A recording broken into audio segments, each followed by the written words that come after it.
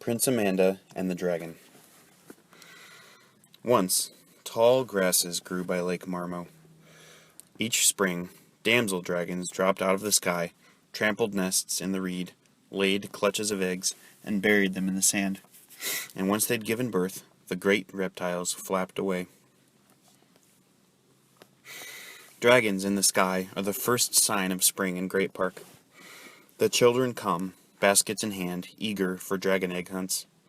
They shed their winter stockings and wiggle their bare toes in the warm sand. They race each other, laughing and breathless, to see who will reach a clutch of dragon eggs first. They yell and hoot when they find the treasure. "Dragon eggs!" they cry. Soon the shout, "Dragon eggs!" echoes back and forth from both sides of the lake. The children know they are forbidden to keep dragon eggs, because a dragonet soon hatches from the egg, and it achieves full growth 6 months later. The baby dragon's scales harden. It begins to breathe fire. At first, there are short blasts of warm air, then later, great searing torches of flame. The dragon has become cunning and cannot be trusted, so a sign on the shores of Lake Marmo reads, "It is forbidden to keep dragon eggs." The 2 eggs Princess Amanda found one day, many months after Hero's arrival, were bronze. They glowed like amber jewels in the sunlight. Perhaps she meant to carry them to Caretaker. Perhaps she thought that they were old and shriveled inside. Perhaps she forgot, but she did not take them to Caretaker's cottage. Instead, she hid the eggs. She hid them in my very own place, her den in the hollow of a mighty oak on the edge of Outpost Meadow, which was so far from Stone Gate entrance that few strangers walked to it. It was so peaceful here that Caretaker visited this area only a few times in his yearly rounds. The spring sun reached the floor of Amanda's den and warmed her hiding place. Soon, one egg rattled when the princess picked it up to inspect it. Obviously, there was no life inside, but the other one began to crack. By mid-morning, a dragon hatchling pecked its way out and left the shell. The baby dragon squawked for food. Its long neck bobbed and weaved. Its feet pattered back and forth, running to keep up with its huge head. It bumped into the side of the tree. Amanda laughed. "I must take you to Caretaker," she said aloud. "He will know what to do about surprise hatchlings." The little beast turned its brown eye on her, and a great tear dropped onto its breast. Amanda began to love the baby dragon. Though she knew it was forbidden, she kept the hatchling for a pet. Just for a little while, she thought, "Perhaps I can tame it." The princess fed the baby insects and wild roots. She kept it alive with hour-by-hour feedings, and because she nurtured the hatchling, she loved it all the more. The dragonet's bare skin soon became covered with soft scales, bronze, and dazzling in the sun. That summer was filled with dragonet games. The little beast and Amanda set up relay races with the butterflies. Lines of flittering wings, and one sweaty princess, and one growing dragonet raced through Outpost Meadow. Other days, Amanda and the animal bounded over the meadow buttercups, seeing who could take the longest leap. Soon, the dragonet won every time. Sometimes, Amanda tossed her ball as high as her arm could throw, and the dragonet would spring, almost to the tree line, and grab it in its jaws.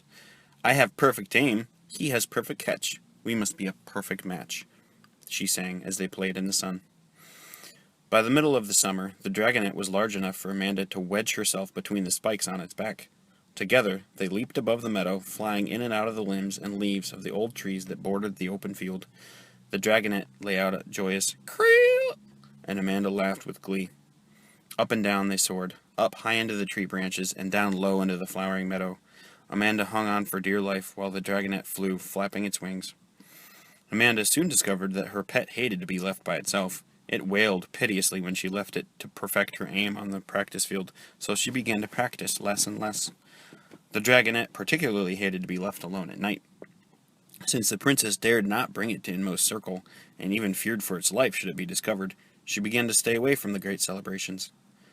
One night, she crawled into her den beside the beast, and he licked her face and hands. Gratefully, it stretched beside her, panting with relief that she had stayed. She could hear distant music from deepest forest, and missed her friends. Raising a hatchling was more demanding than she had thought. Amanda became angry at the law that kept her from sharing her pet with the others. "What harm is one small dragon?" she thought. That same night, she noticed a yellow gleam flickering in the beast's eyes as it looked at her. When it licked her face, she could feel that its breath was warm and dry. After that, when Amanda returned from short trips to forage for their food, she would find the walls of her den scorched. The hollow was becoming more blackened. It smelled of charcoal. The dragon was always glad to see her, but she was careful not to stand directly in front of its nose and mouth. More and more often, she had to be careful of its tail. A full-grown dragon tail is deadly. Its powerful sweep can move boulders, or knock down medium-sized trees, or cripple a man, or kill a princess. Once, when she wanted to hop on its back for a ride, the dragon leaped up without her. Creel! Creel! Its cry became defiant as it shot a flame in her direction. For the first time, it had willfully disobeyed her. As each week passed, Amanda began to laugh less and less. One day, after racing the dragon through the forest, she left it napping in a sunny glade and returned to the hollow tree just as Caretaker was backing out of it, his sapling hat pulled out of the hole like a cork out of a bottle. "What is wrong with the inside of my very own place?" he asked. "Amanda, you haven't been lighting fires, have you?" "Oh, it's been that way a long time," she lied. "I don't know what caused that. Maybe burners were here last winter." Amanda wished Caretaker would stop wearing that ridiculous tree for a hat. How could she have ever thought it so wonderful? Caretaker stared at the dirt in front of the den. He pushed it around with his foot. "Ever seen any dragons around here?" he asked quietly. "Dragons?" answered Amanda quickly. "Not now. The season for dragons is over." Caretaker didn't say a word, but began to walk down Meadow Path. "You old fool," thought Amanda. It was then that he stopped and turned and looked at her sadly. "If you ever need me, Amanda, just call." Caretaker gazed at Amanda for several long minutes, then turned around and went on his way. The next day, she hid the dragon in another part of the forest. When she returned, it was Mercy who sat outside of her den. "She's the ugliest woman I've ever seen," thought Amanda with surprise. She dreaded talking to her. "Why don't they just leave me alone?" "Amanda," Mercy called with a sad smile. "I saw you coming before I heard you. Whatever has happened to your laugh?" Amanda did not know how to answer. Had she changed? Everything looked different now. Was she losing her gift of seeing? Or were things appearing now as they really were? Maybe the great celebration was just a bunch of foolishness. That same night, Amanda realized that the scales of the dragon sleeping beside her were very hard. She knew that its big body was crowding my very own place, and that grown dragons were no laughing matter. This was the last night she would allow the dragon to return from its hiding place to sleep with her in the den. The next day, she took it deep into the forest and commanded it to stay. Secretly, she hoped the beast would fly away. It had become too big, and Princess Amanda was afraid. Somehow, she had to get rid of the dragon. Trouble was ahead. She could feel it. One morning, a few days later, she woke early. With her eyes still closed, she enjoyed the comfort of having enough room to stretch. It was a crisp fall day. She could smell the cool, dry air, and she could smell fire. Amanda leaped to her feet. Fallen leaves had been pushed into a pile beside her hollow tree door. They were burning. Amanda rushed out, stomping and scattering. Her bare feet felt singed. Looking up, she saw that an old stump was smoldering beside Meadow Path. Underbrush was smoking on the edge of the forest. Amanda could see something large and bronze-colored moving between the trees. She dashed in to put on her shoes and rushed back out. "Wait! Wait!" she shouted. She began running along the path. "Wait for me!" She was terrified that the dry grass would catch and begin to flame from the dragon's breath. In her mind, she could see the whole forest burning, the creatures running, and, oh, how awful, fire in Great Park. Fire because of her. Suddenly, she knew great harm could come from one small tame dragon. Small tame things grow into big wild beasts. Where, oh, where was Caretaker now? Why had she not taken the hatchling to him right away? Why had she lied? The beast finally heard her call. It stepped out of the trees into the meadow to face her. Amanda gasped. It had grown even more, and she had not noticed how much. The huge beast sat, waiting for her. Its long tail swept slowly across the ground beneath it, then flicked, then swept back. The claws on one paw flexed, tearing the thatch and soil beneath it, then opened, then flexed again. A thin, wet trickle dripped out of its mouth, down its jaw. Yellow light gleamed in its eyes. The dragon had become cunning. Why had she not seen this? Amanda drew herself to full stature. She ignored the throbbing in her feet. "Dragon," she announced in her most majestic tone, "you must go. You are too big for my den. Grown dragons are not allowed in Great Park. Your breath is too hot. Fly away." The dragon leered at her. It hunched like a cat on the prowl and moved closer and closer to her. Finally, the huge beast was near. It swept its tail, which quickly covered the distance between them. Amanda hopped over the tip. The dragon swept the long-tailed back faster. She hopped again. It raised its head and blew hot flame onto the grass behind her. She could hear the vegetation crackling. She could feel it beginning to burn. She turned and stamped the fire out. The dragon breathed again. More fire. Her heart filled with terror. One small princess cannot put out all the fires this one large dragon starts. The dragon breathed again. The flames licked her clothes, her hair. She slapped at the fire with her hands. She rolled on the ground. She could see the great beast inching closer, flicking its tail, the yellow light growing brighter in its eyes. Amanda backed away. She knew it was useless to run. The dragon always won the races. "Oh, help!" she cried. "Caretaker, Caretaker, I'm too small for this dragon, help!" Suddenly, she scarcely knew how, Caretaker was standing beside her. He must have come bounding the moment the flames had begun.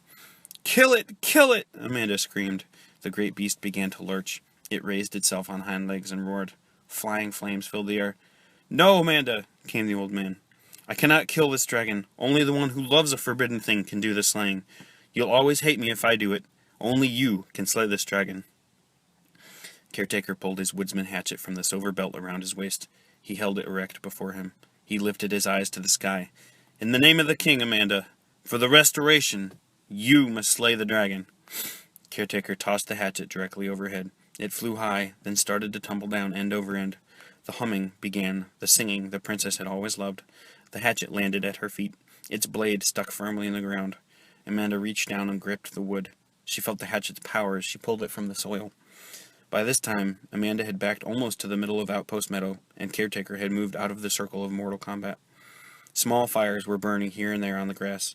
The princess must do this work quickly. She would only have one chance. Suddenly, Amanda had a terrible thought.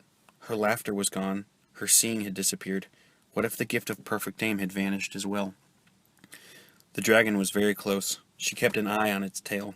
Though she had kept the beast alive, she knew it wanted to tear and devour her. The tail moved. Amanda leapt over it. It swept back. This time Amanda was ready. She whacked the huge tail with her hatchet. A long piece wiggled on the ground, oozing green dragon blood. Perhaps there is more, Amanda thought. That was pretty quick aim. The dragon cried a terrible "Creak! Creak!" Not so much from pain as from rage. It reared back on its hind legs, opened its mouth, and let out a fiery blast that caught Amanda full in the face. She could feel hot flames licking her hair and her clothes. "Now, Amanda!" called Caretaker. "Now or never!"